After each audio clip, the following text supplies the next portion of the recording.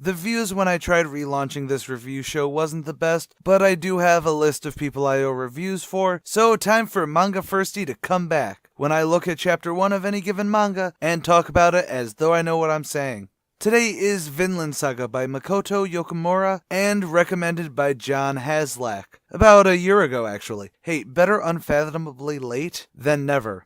So, Vinland Saga begins with a battle between Frankish tribes and the Frankish nobility. The attacking Franks retreat, as they often do, while high up on a hill, our real heroes, a Norman band of mercenaries, watch the melee. The leader of the Viking band sends Thorfinn, his herald, to negotiate a deal between the Viking band and the attacking forces. They'll fight and win for the attackers for half the spoils. Eventually, the frog-like leader of the attackers agree, though he speaks to his general about how he has no intentions for giving them half the spoils. The following morning, the French are ready to attack, but the Norman mercenaries are nowhere to be seen. But the attacking forces attack, using the same strategy that failed so hard the day before.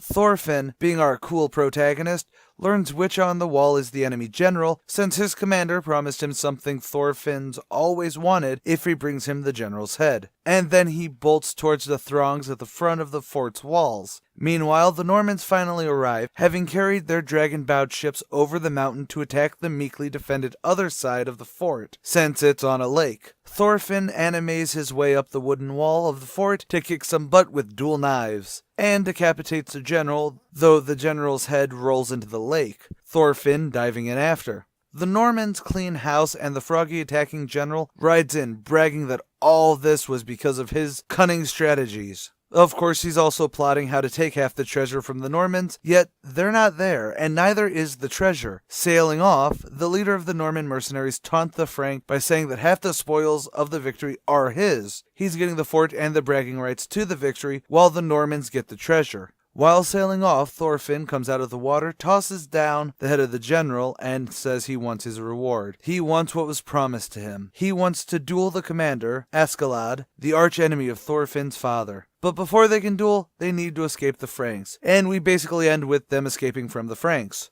Well, I'm certainly interested. So this manga is basically if you're an otaku and liked the idea of the show's Viking, then boy howdy, read this. It's set in the 14th century Western Europe. You can really see how it's very based on the ideas of the Norse sagas about historical and legendary figures, but instead of being an epic poem, it's a manga, and I think it works out really brilliantly. Before I get into the feel and everything, let's talk about the actual story of this chapter. There really is only a basic one. In 80 pages or so, it tells the basics of the world we live, giving us the characterization of our main character Thorfinn and his commander/enemy Askeladd. But more to that, it gives us basic warfare of the time. You see why the Franks are defeated up close, how arrows are recovered afterwards, boiling water used to scald those at the gate, and how the Normans got the surprise for the win. It's tactically very sound and works really well to flesh out what could have actually been a relatively dull read if we just focused on Thorfinn doing the usual broody underdog but totes the best warrior thing. It's all sorts of awesome for giving the scale as well as the personal stake in it.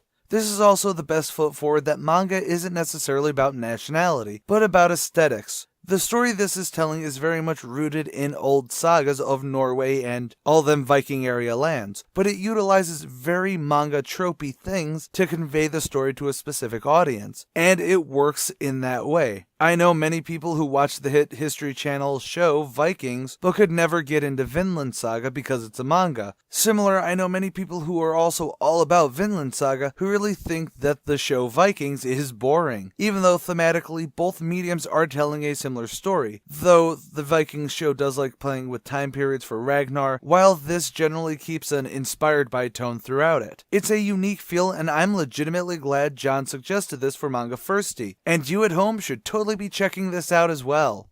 And that is ultimately it for today. If you agree with me that Vinland Saga was worth the read, or if it died faster than a Viking leader in a snake pit, let me know in the comments below. While there, feel free to suggest a manga for the next episode. Please like, share, and subscribe. We really need those now more than ever thanks to YouTubing it up. Also, like us on Facebook, follow us on Twitter, and please think about supporting us on Patreon. This is not a cheap endeavor, no matter how much I make it look like it is. And as always, I'm the Comic Archivist. Stay golden, Inklings.